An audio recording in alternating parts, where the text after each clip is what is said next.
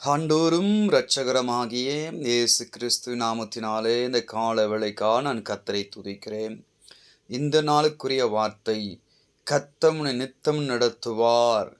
ஏசாயா 58:11 ஆண்டவர் உங்களை சொல்லுகிறார். நான் உன்னை நடத்துவேன் இன்னைக்கு சொல்லுகிறார் ஆண்டவர். பிரியமானவர்களே, சோர்ந்து போகாதீங்க, கவலைப்படாதீங்க, தைரியமா இருங்க. உங்களை நடத்துகிறவர் பெரியவர், ஆச்சரியமான தெய்வம் உங்களுடைய தெய்வம். நாம் ஆராதிக்கிற இயேசு மகா பெரியவன். உங்களை நடத்தவர் வல்லவராய் இருக்கிறார்.